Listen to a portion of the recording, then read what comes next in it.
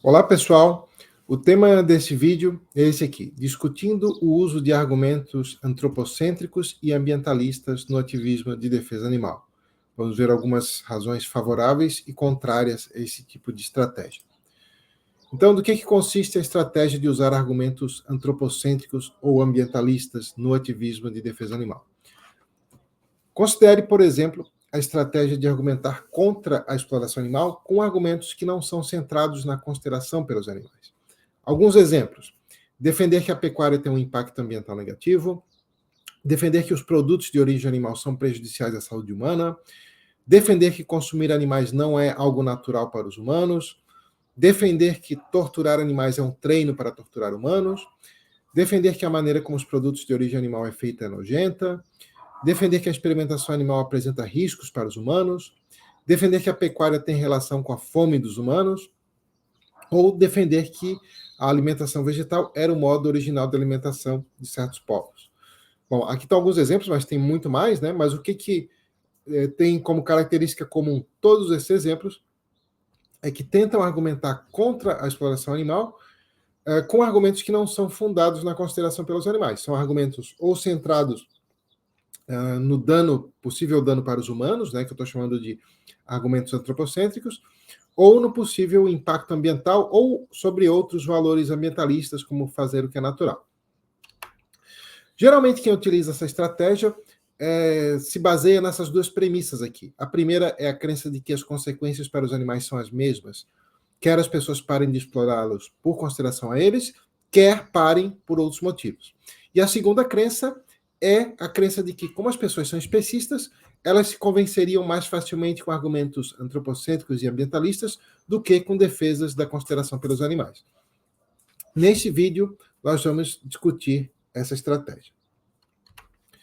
Bom, primeiro, alguns problemas com o uso de argumentos antropocêntricos e ambientalistas. Então, existem pelo menos duas maneiras pelas quais é possível questionar aquelas duas premissas, né, que nós vimos que os proponentes do uso de argumentos indiretos assumem. A primeira maneira de questionar é defender que diferentes motivações para não explorar os animais, na verdade, têm, sim, consequências diferentes. Ou seja, se você para de explorar os animais por consideração a eles, ou por outros motivos, as consequências vão ser diferentes. Isso eu já vou explicar depois, daqui a pouquinho. A segunda maneira de questionar é apontar que não é só a exploração sobre os animais que importa para a consideração dos animais. Também importam os danos que os animais padecem em decorrência dos processos naturais, que a gente viu em vários outros vídeos aqui, e também importam as novas formas de sofrimento que poderiam surgir no futuro. Tá? E, como a gente vai ver mais adiante ainda nesse vídeo, esses argumentos indiretos, antropocêntricos ou ambientalistas, além de não abordarem esses outros problemas, podem aumentá-los. Isso é um risco bem grande. Né? Esses dois pontos que eu falei bem por cima agora vão ser explicados em mais detalhes a seguir. Primeiro, por que motivações diferentes têm consequências diferentes? Isso é uma coisa bem importante que a maioria das pessoas, né, assume que, seja lá qual a motivação para fazer determinado ato, que as consequências vão ser as mesmas. Não é assim. Vamos ver por quê. No planejamento de uma estratégia, a gente deve levar em conta todas as consequências que a gente consegue estimar, e não apenas algumas. Então, a gente tem que levar em conta não apenas, por exemplo, o impacto do uso de produtos de origem animal, o impacto direto que tem, mas também, crucialmente, o impacto da visão de mundo que a gente fortalece com certo discurso, por exemplo. Por que isso é importante? Na verdade, talvez isso tenha muito mais consequências do que o impacto direto do consumo ou não consumo. Por quê? Porque a influência que cada pessoa tem por meio do seu consumo dura apenas até o final da vida dela. Já os efeitos da visão de mundo que ela passa adiante, que ela fortalece, que ela faz propaganda, se estendem ao longo de séculos ou milênios, porque isso vai ser replicado por outras pessoas, né? Isso afeta o modo como as outras pessoas vão tomar decisões ao longo da vida e também afeta o modo como essas pessoas vão influenciar outras pessoas a decidirem, incluindo as gerações futuras e ali para diante. Bom, tendo isso em vista, parece que os argumentos centrados na consideração pelos animais teriam um melhor impacto, especialmente em longo prazo, porque ajudam a aumentar a consideração moral pelos seres sencientes. Algo que nenhum daqueles outros argumentos faria. Na verdade, qualquer outro argumento não faria isso, a não ser argumentos centrados na consideração pelos animais. Bom, será que argumentos indiretos facilitam aceitar a consideração pelos seres sencientes? Esse é um argumento que, por vezes, os defensores do uso de argumentos antropocêntricos e ambientalistas defendem. Vamos ver o que eles têm a dizer. Tudo isso que eu falei, né, alguém poderia objetar da seguinte maneira, falando que, frequentemente, o especismo ele é defendido não porque as pessoas realmente acreditam que o especismo esteja correto, e sim como uma desculpa porque elas gostam do sabor dos produtos de origem animal e aí elas passam a defender o especismo, mas não porque elas acreditem piamente que tem boas razões a favor do especismo, é só uma maneira de disfarçar que elas querem o sabor de produtos de origem animal. Então, com base nisso, alguém poderia dizer que se as pessoas pararem de consumir os animais, seja lá por que motivo, pode ser um motivo antropocêntrico ou ambientalista, então depois vai ser mais fácil para elas aceitarem, rejeitar o especismo, porque daí elas não vão ter mais aquela motivação autointeressada do sabor da comida de origem animal para defender o especismo, então elas vão aceitar, rejeitar o especismo, porque elas já não comem mais os animais. Essa é a ideia central na base aí da estratégia de usar argumentos indiretos. Então, segundo essa visão, conseguir, seja lá de que maneira, que as pessoas deixem de explorar os animais, pode ser mais eficiente para conseguir um mundo onde os seres sencientes, todos, né, humanos e não humanos, recebem consideração moral, até do que a própria defesa dessa consideração. Então, esse é um argumento que defende que, na verdade, o uso de argumentos antropocêntricos e ambientalistas seria mais eficiente para defender a consideração por todos os seres sencientes do que a própria defesa da igual consideração. Esse é o argumento. Bom, vamos analisar agora esse argumento. Tá? Um problema com esse argumento que a gente acabou de ver é a seguinte possibilidade. É possível que quem defende a exploração animal o faça porque não considera os animais. Simplesmente por isso. E não porque consideram a exploração animal errada e defendem ela para disfarçar que elas não querem largar os produtos de origem animal. Isso pode ser verdadeiro em relação a algumas pessoas, mas pode ser falso em relação a muitas outras. Por quê? Bom, porque se essas pessoas considerassem os animais, mesmo um pouquinho, a enorme quantidade de sofrimento e de mortes causados pela exploração animal já seria uma razão mínima para elas tentarem abandonar o consumo. Então, se as pessoas veem que falar dos animais não vai mover uma palha assim, em relação a essas pessoas, é porque elas não consideram os animais. E não que elas acham o especismo algo injusto e disfarçam porque não conseguem largar de comer os animais.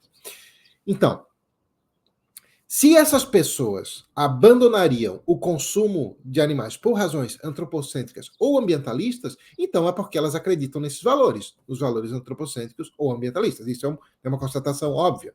Então, é incerto se o fato de essas pessoas pararem de consumir animais por esses motivos antropocêntricos ou ambientalistas facilitaria depois elas aceitarem a consideração pelos seres sencientes, porque pode ser que elas não tenham uma consideração mínima, algo que elas não vão passar a ter até elas se depararem com a discussão sobre a consideração moral dos seres sencientes. Se elas nunca têm acesso a esses argumentos, aí é mesmo que elas não vão pensar sobre isso. Bom, agora vamos ver um pouco sobre os riscos do uso de argumentos não centrados na consideração pelos seres sencientes. O primeiro risco é o risco de dar a entender que os animais não importam. Então, esse risco, né, vai implicar também, né, que o uso de argumentos indiretos vai ter o risco de atrasar ou mesmo de impedir a consideração pelos animais. Por exemplo, mesmo se quando o assunto é a exploração animal, os argumentos usados para discutir a questão não têm a ver com prejuízo para os animais, isso pode enfatizar que os animais não importam muito, ou mesmo pode enfatizar que os animais não importam nada. Sobretudo quando isso vem por parte dos ativistas da causa animal, porque se o público olhando de fora, que nunca pensou nessa questão, vê que os ativistas não falam dos animais, que eles estão falando, o problema com o consumo de animais é o impacto ambiental, é o risco para a saúde humana, então aí mesmo que as pessoas vão achar que os animais não importam, elas vão perceber, olha, se até os ativistas não falam dos animais, então os animais não importam mesmo. O segundo risco é fortalecer visões contrárias à consideração pelos animais. Dado o que a gente viu agora no item anterior, o uso de argumentos não centrados na consideração pelos animais pode contribuir para fortalecer a visão especista, que é exatamente a causa da situação na qual os animais se encontram.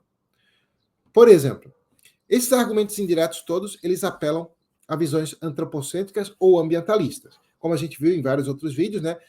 Essas concepções são exatamente o oposto da consideração pelos seres sencientes, né?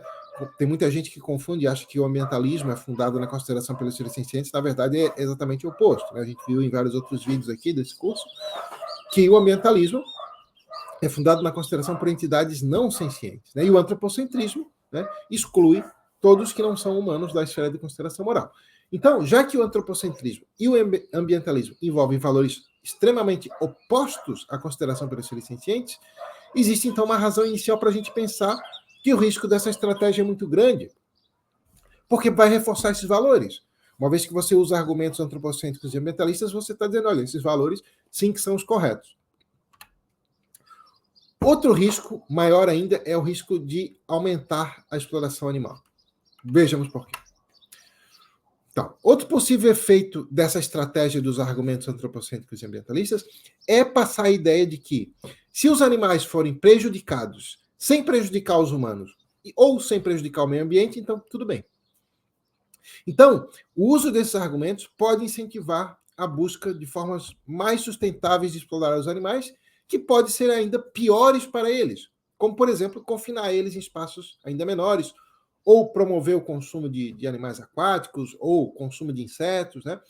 O que acontece? Essas práticas poderiam ser mais sustentáveis do que a pecuária, né, que explora bois e vacas e porcos e tal, e aves, e só que faria com que morresse um número vastamente maior de animais, porque são animais menores, né?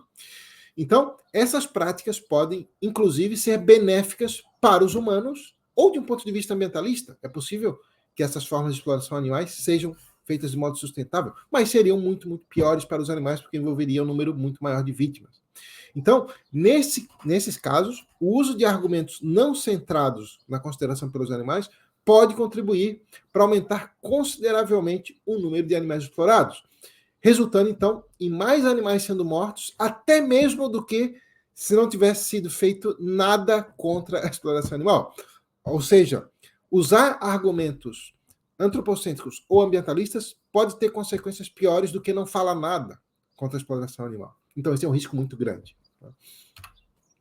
Quarto risco, o risco de aumentar o sofrimento dos seres sencientes em outras situações que não a exploração animal. Vamos ver algo sobre isso.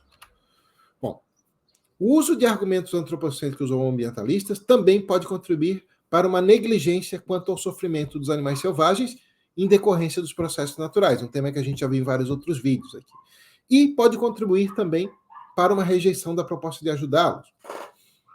Por exemplo, muito porque o uso desses argumentos indiretos reforça valores ambientalistas, né?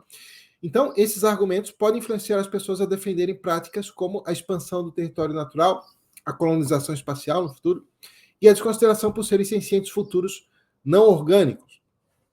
Esses são todos riscos S, né? Para quem não sabe o que é riscos S, tem vários outros vídeos aqui explicando, que são riscos de que o sofrimento seja aumentado em escala astronômica no futuro. Então, esses são todos riscos S porque multiplicariam os danos que os animais padecem em decorrência dos processos naturais, né?